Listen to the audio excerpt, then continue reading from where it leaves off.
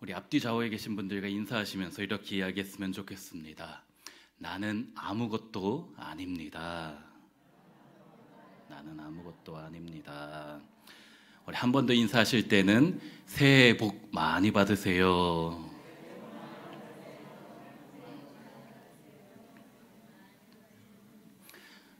우리가 방금 한 새해 복 많이 받으세요 라는 이 인사를 우리는 참 많이 합니다. 우리가 송구 영신 예배 때도 했었고 신년 첫 주일 예배 때도 했었고 오늘도 이 인사를 많이 했습니다. 우리는 참 복 받기를 좋아하는 것 같습니다. 복 주는 것도 좋아하지요. 어차피 새해 복 많이 받으시라고 해서 꼭 세뱃돈을 줘야 되는 것이 아니기 때문에 얼마든지 할 수 있는 것 같습니다. 근데 한국 사람만 복을 좋아하는 것이 아니지요. 중국에선 집 앞에, 집 현관에 복이란 글자를 거꾸로 써서 붙인다라고도 하지요. 복은 하늘에서 보고 내려주는 것이기 때문에 하늘에 계신 분이 보시기 편하시라고 거꾸로 써 붙인다라고 합니다. 천신사상, 하늘신사상이 오래전부터 중국 사람들에게 있었기 때문이지요. 사실 하늘에 계신 분이 우리가 믿는 그 하늘 아버지라는 것을 알면 좋겠지만 그럼에도 불구하고 어쨌든 복을 좋아하는 민족입니다. 미국 사람들은 어떨까요? 미국 사람들은 God bless you라는 말을 참 많이 사용합니다. 하나님이 당신에게 복 주시기를 이란 말이죠. 길거리에서 누군가가 재채기를 하면 지나가던 모르는 사람도 God bless you를 해줍니다. 그만큼 일반적으로 또 많이 사용하는 말이 하나님이 당신을 축복해 주시기를입니다. 동양 사람이든 서양 사람이든 모든 사람은 참 복 받는 것을 좋아하는 것 같습니다. 복 받는 것이 나쁜 것이 결코 아니지요. 우리가 기복신앙을 조심해야 된다라는 이야기를 많이 듣게 됩니다.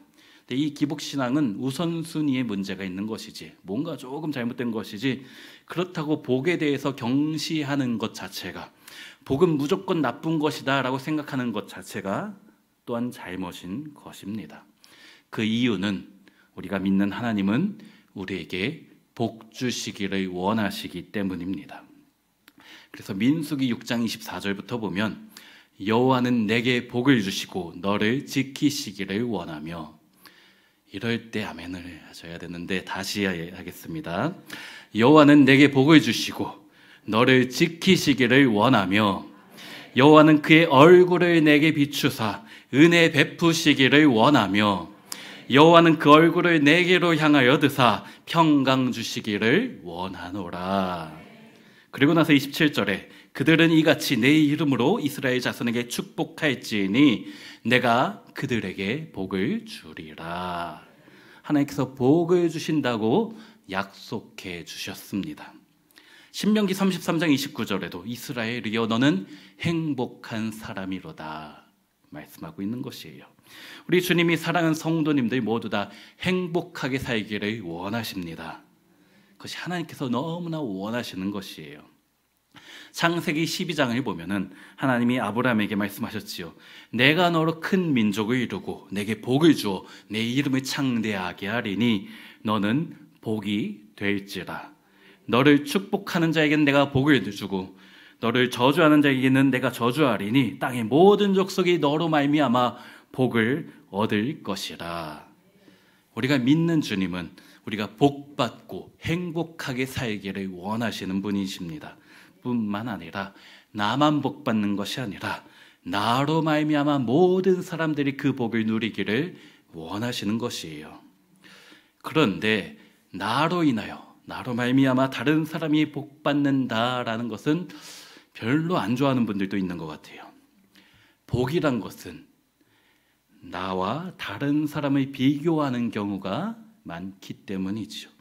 내가 저 사람보다 잘 살기 때문에 내가 복받은 거야 라고 생각하기 쉽기 때문입니다. 나는 가족들하고 잘 먹고 살만한데 어느 정도 만족했는데 학창시절 때 나보다 공부 못하던 애가 좋은 집 시집 가서 잘 산다는 이야기를 들으면 만족이 사라질 때가 있지요. 분명히 행복했었는데 비교해 보니 행복하지 않은 것 같아요. TV에 나오는 저 주인공은 너무나 왜 이렇게 멋지고 아름다운지, 옆에서 같이 보고 있는 내 남편, 내 아내, 저 연예인하고 비교해 보니까 비교하기 전에는 내가 복받은 것 같았는데 이제는 내가 왜 이렇게 됐는지, 왜 이렇게 초라해졌는지 생각하는 분들, 무엇인가 잘못된 것이겠지요. 복에 대해서 우리가 무엇인가 오해하고 있기 때문일 것입니다. 그래서 작년에는 제가 육부 성도들과 주기도문에 대해서 나누었었는데 올해에는 8주 동안 산상수훈에 나오는 팔복에 대해서 나누려고 합니다. 복에 대한 바른 관점이 중요하기 때문이지요. 우리 사랑하는 성도님들, 하나님이 말씀하신, 성경에서 말씀하신 복이 무엇인지 깨닫고 그 복을 풍성히 누리시는 귀한 성도님들 되시기를 축원합니다. 오늘은 팔복, 그 중에서도 3절에 나오는 심령이 가난한 자의 복입니다. 우리 3절 말씀 같이 한번 읽겠습니다. 심령이 가난한 자는 복이 있나니 천국이 그들의 것이미요. 그런데 사실 원어 성경과 우리가 가진 한글 성경엔 조금 차이가 있습니다. 한국어와 영어의 순서가 차이가 있지요. 나는 교회에 간다. 한국어로는 그러는데 영어로는 I go to church. 나는 간다 교회에. 어순이 달라지지요. 한글 성경과 또 원어 성경에 기록된 원문의 어순이 달라지는 경우도 참 많이 있습니다. 팔복이 마찬가지입니다. 우리가 보는 한글 성경에는 심령이 가난한 자는 복이 있나니 라고 하는데 원어 성경으로 보면은 복되도다 심령이 가난한 자여 천국이 그들의 것이다 라고 말씀하고 있는 것이에요. 심령이 가난한 자는 복이 있다와 복되도다 심령이 가난한 자여, 비슷하지만 무슨 차이가 있을까요? 순서만 바뀐 것이 아니고 의미의 차이가 완전히 바뀌게 됩니다. 원어적으로 보면 심령이 가난하면 복이 있는 것이 아니라 우리가 뭐뭐 해야만 복이 있다라는 것이 아니고 심령이 가난해야, 애통해야만 복이 있는 것이 아니고 내가 마음이 청결해야만 하나님을 볼 수 있는 것이 아니고 순서가 바뀌었어요. 본래 순서는 복되도다 심령이 가난한 자여, 복되도다 애통하는 자여입니다. 우리는 심령이 가난하기 전에 이미 복된 존재라는 거예요. 애통하기 전에 이미 복받은 존재입니다. 조건이 아니에요. 내가 뭐를 해야지 하나님이 복을 주시는 것이 아닙니다. 내가 어떻게 해야지, 하나님께 잘 보여야지 복받은 것이 아니고 우리는 이미 예수 안에서 복받은 존재인 줄로 믿습니다. 내가 화평하며 살아야지, 노력해야지 하나님의 아들이 되는 것이 결코 아닙니다. 우리가 교회에 열심히 다니고 신앙생활 열심히 하면 그때서야 우리가 믿는 주님이 구원해 주십니까? 혹시 그렇게 생각하시는 분들은 3월 달부터 시작되는 교리반에 들어오시면 됩니다. 교리반 제가 하지는 않지만 저는 큐티반을 하지만 교리반이 시작되어 오니 잘못 알지 마시고 무엇이 진실인지 진리인지 깨달았으면 좋겠습니다. 우리가 주일을 안 빠지고 헌금 많이 해야지, 또 찬양대로 봉사하고 찬양팀으로 봉사해야지 하나님께서 우리에게 복 주시는 것이 아닙니다. 우리는 복을 받았기 때문에 예배 자리에 나온 것이고 복을 받았기 때문에 찬양대회 하는 것이고 복을 받았기 때문에 찬양팀도 하는 것이에요. 오전에 예배를 드렸는데도 불구하고 명절인데도 불구하고 다시 와서 찬양팀으로 섬기는 이유가 무엇입니까? 복 받으려고 하는 것이 아니라 내가 받은 구원이 얼마나 좋은 것인지, 내가 얼마나 큰 복을 받았는지를 깨닫고 있기 때문에 나온 것이지요. 우리는 이미 복을 받았습니다. 이미 구원받은 존재인 줄로 믿습니다. 근데 어떤 복인가가 중요하겠지요. 심령이 가난한 자에게 약속한 복이 무엇입니까? 천국이 저희의 것이다. 천국은 현재적인 의미와 미래적인 의미가 같이 있지요. 천국은 우리가 죽어서 가는 하늘 나라이기도 하지만 현재 이 세상에서 살고 있는 이 땅도 천국이고 또 천국으로 만들어갈 책임이 사명이 우리에게 있는 것이지요. 이 땅에서 우리가 하나님의 통치를 주권을 누리고 있다라면 우리가 살고 있는 모든 곳이 가정도 그렇고 직장도 그렇고 교회도 천국이 되는 것입니다.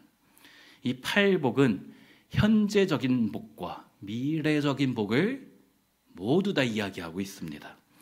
팔복 중에서 첫 번째 복인 심령이 가난한 자의 복과 마지막 복인 의를 위하여 박해를 받는 자의 복, 이 두 가지의 복은 시제가 현재입니다. 그런데 나머지 6가지의 복의 시제는 미래형이에요. 즉 팔복은 하나님 나라의 현재적인 복과 현재적 천국과 미래적인 천국의 긴장관계를 묘사하고 있는 것이에요. 즉 예수 믿으면 현재도 복받고 미래도 복을 받는다라는 말씀인 것입니다. 우리는 현재도 천국처럼 살아가고 미래도 천국을 누리며 살아갈 줄로 믿습니다. 그 천국을 어떻게 받는 것일까요? 복되도다 심령이 가난한 자여 천국이 저희 것이다. 심령이 가난한 자에게 하나님께서 천국을 약속해 주셨습니다. 근데 마태복음에 나오는 팔복과 병행 구절인 누가복음 6장 20절에는 너희 가난한 자는 복이 있나니 하나님의 나라가 너희 것이미요. 마태복음에서는 심령이 가난한 자는 복이 있나니 라고 했는데 누가복음에서는 그냥 가난한 자가 복이 있다 입니다. 물론 마태의 신학과 누가의 신학의 차이가 조금 있습니다. 그러면 가난이 좋은 것일까요? 가난하게 살고 싶으신 분 계십니까? 우리 성도님들 제가 가난하기를 축원합니다 하면 아멘 하실 분 계십니까? 없으시잖아요. 기독교 역사를 보면 자발적인 가난을 추구했던 사람들이 참 많이 있습니다. 예수님 당대에도 에센파라는 사람들이 자기가 살던 곳을 떠나 광야로 나가고 동굴에서 살면서 청빈하고 경건하게 살아갔습니다. 대표적인 인물이 우리가 잘 아는 세례 요한이지요. 요한은 아버지가 제사장이기 때문에 어느 정도 경제적 안정을 누릴 수 있었어요. 그 당시에 제사장들이 대부분 타락했기 때문에 부유하게 살 수 있었습니다. 그러나 세례 요한은 자신의 신앙을 위해서 스스로 가난하게 살았습니다. 초대교회 때도 마찬가지예요. 신앙의 순수성을 지키기 위해서 사막에 가서 산 사람들이 있었고 중세에도 수도원을 만들어서 청빈과 순결과 순종을 목표로 자발적인 가난을 추구하며 살던 사람들이 있었습니다. 물론 나중에 그 자발적 신앙이었던 자발적 가난을 추구했던 그 신앙이 변질되어서 그 자체가 의가 되어서 타락한 경우도 있긴 하지요. 근데 그런 자발적인 가난은 은사가 있어야 하는 것이에요. 아무나 할 수 있는 것이 아닙니다. 내가 하나님을 위해서 가난하게 살아야지 라고 생각한다고 할 수 있는 것이 아니에요. 가난은 은사입니다. 그러니까 우리 성도님들 굳이 가난하게 안 사셔도 되는 거예요. 예수 믿는다고 꼭 가난할 필요가 없습니다. 가난 자체가 복이 아니기 때문이에요. 그렇다고 해서 부자라고 다 복받은 것입니까?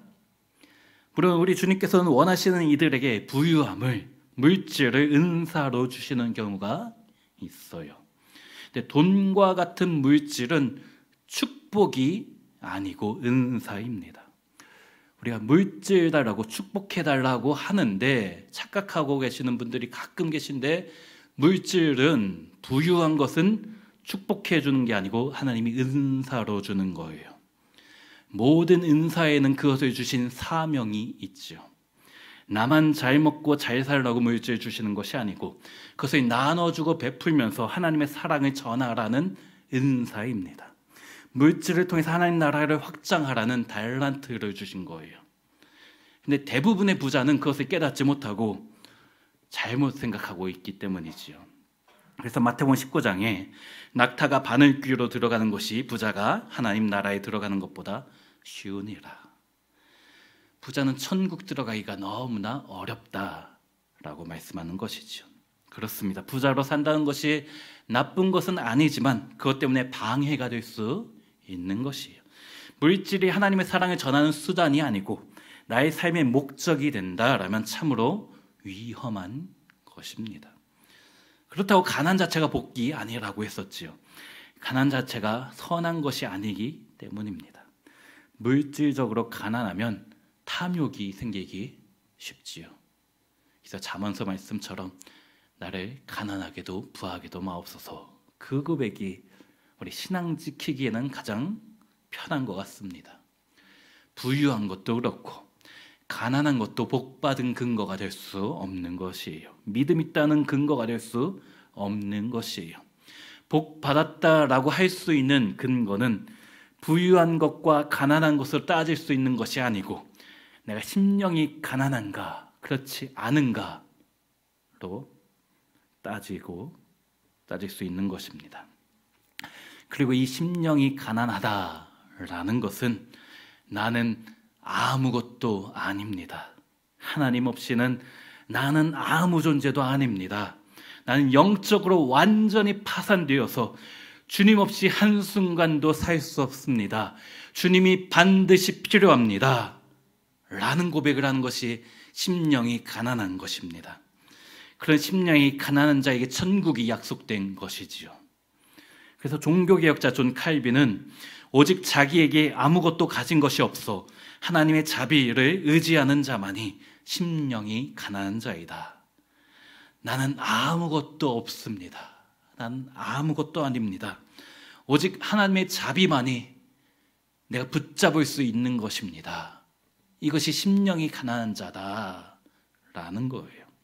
나는 완전히 영적으로 완전히 파산되었습니다. 주님 보시기에 아무것도 아닙니다. 내세울 것 하나도 없습니다. 저는 죄인입니다. 주님밖에 없습니다. 주님, 나를 도우소서, 나를 구원하소서.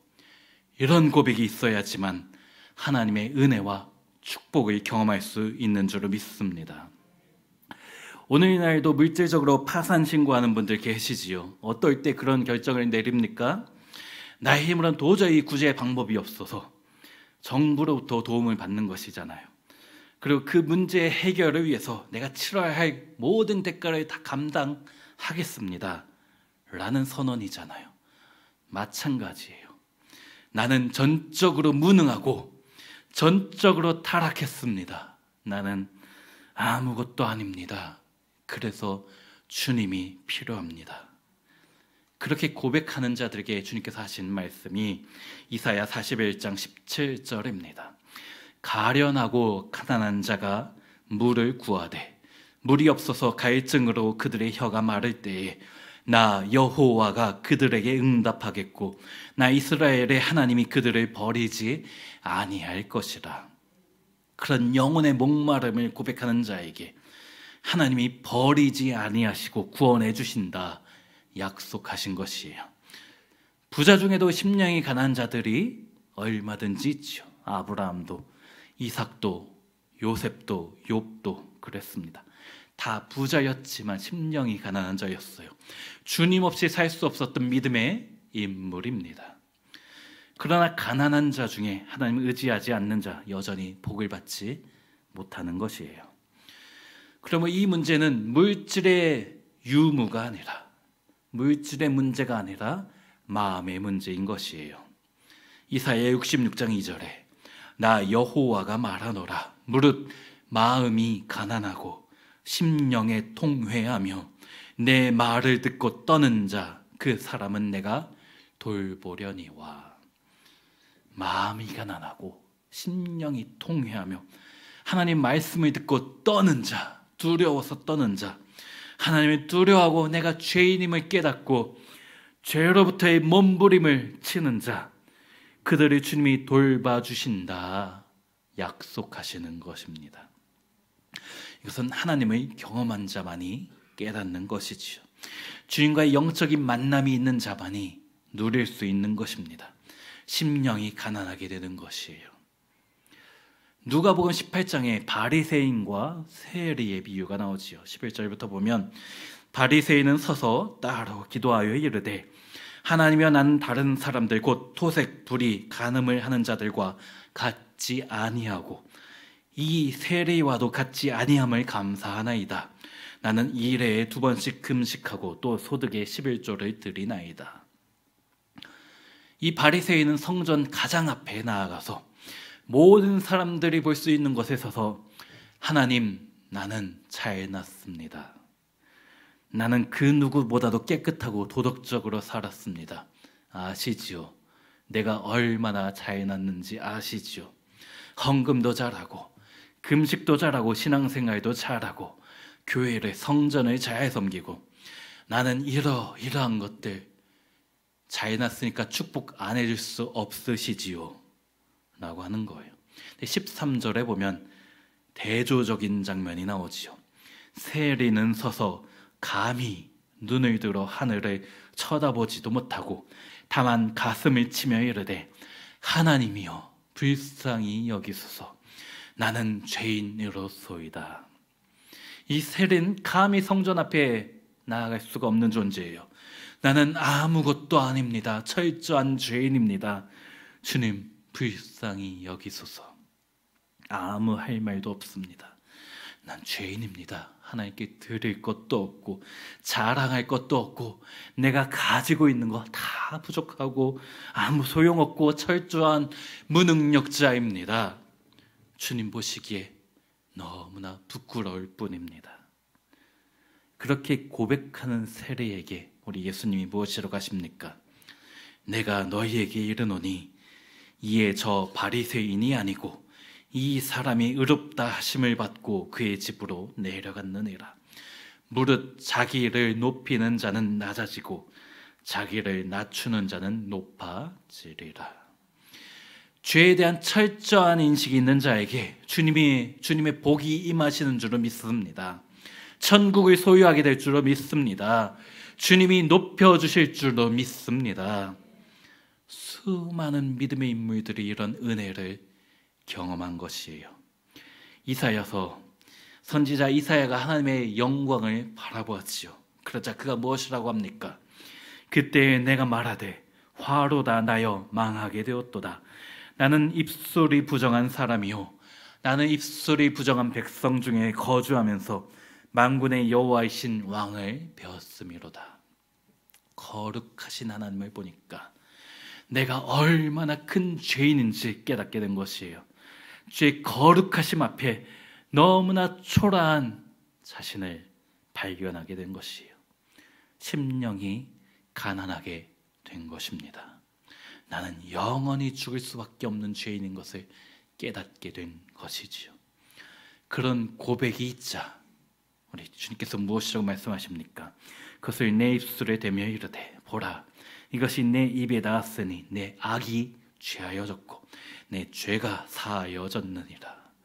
모든 죄를 사하여 주시고 사명을 주셨습니다.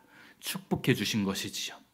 죄로부터의 몸부림이 있자 심령의 가난함을 철저히 깨닫자 다시 일으켜 주시는 은혜를 경험하게 된 것입니다. 베드로도 마찬가지지요. 예수님이 처음 그에게 찾아오셨을 때 밤새 고기를 잡았지만 한 마리도 잡히지 않았어요. 파산할 지경입니다.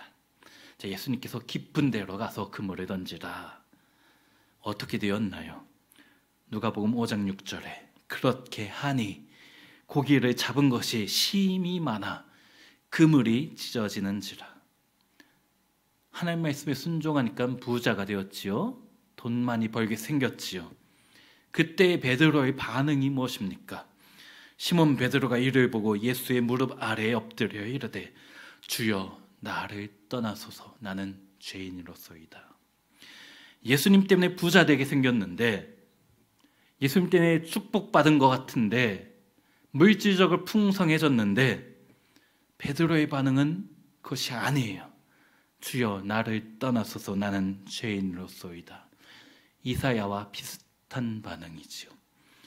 저는 죄인입니다. 주님 앞에 감히 있을 존재가 아닙니다. 저는 당신의 구원을 받을 자격이 없습니다. 고백한 것이에요. 그 물고기를 많이 잡아서 부자가 된 것이 중요한 것이 아니고 예수 그리스도 앞에 자신이 아무것도 아닌 것을 깨닫고 심령이 가난한 자가 되었습니다. 영적인 부자가 된 것이에요. 이것이 우리에게 필요한 것입니다. 물질에 부유한 것이나 가난한 것이나 그것이 중요한 것이 아니고 나는 주님 앞에 아무것도 아닙니다. 영원히 죽을 수밖에 없는, 영원한 지옥에 떨어질 수밖에 없는 절망적인 철저한 죄인입니다 라는 고백이 우리에게 필요한 줄로 믿습니다. 그러할 때 하나님의 역사가 시작됩니다. 하나님의 축복이 시작됩니다. 요한계시록에서 사도 요한이 라오디게아 교회를 책망하면서 한 말씀이 내가 말하기를 나는 부자라 부요하여 부족한 것이 없다 하나 내 곤고한 것과 가련한 것과 가난한 것과 눈먼 것과 벌거벗은 것을 알지 못하는도다. 라오디게아 교회가 자기는 부자라고 생각했어요. 그러나 주님은 네가 가난한 것을 깨닫지 못한다 라는 말씀이죠. 물질적으로 부유하고 잘 먹고 잘 살고 주님 없이도 내 힘으로 평안하다. 내 영혼아 여러 해 쓸 물건을 많이 쌓아두었으니 평안히 쉬고 먹고 마시고 즐거워하자. 이렇게 영혼의 목마름을 알지 못하는 것이 가장 큰 문제라는 거예요. 영적인 가난을 깨닫지 못한 거, 영적인 가난이 얼마나 중요한지를 깨닫지 못하는 거, 그것이 죄입니다. 그러나 나는 아무것도 아닙니다. 나는 아무것도 못합니다. 철저한 무능력자입니다 라고 고백할 때 하나님의 임재와 하나님의 통치가 시작됩니다. 그리고 하나님 나라, 천국이 우리 삶 가운데 시작되는 것이지요. 그 천국을 단순히 죽어서만 미래에서만 누리는 것이 아니라 현재의 삶 가운데도 누리게 될 줄로 믿습니다. 우리 가정에서, 우리 직장과 학교에서, 또 우리 교회에서 천국을 누리는 성도님들이 되시기를 주의 이름으로 축원합니다. 명절을 맞아서 주님 옆에 나는 영적으로 완전히 파산하였습니다. 내 힘으로 살 수 없습니다. 그때 시작되는 하나님의 놀라운 축복을 누리시는 모든 성도님들이 되시기를 주의 이름으로 축원합니다. 말씀 생각하면서 우리 찬양하며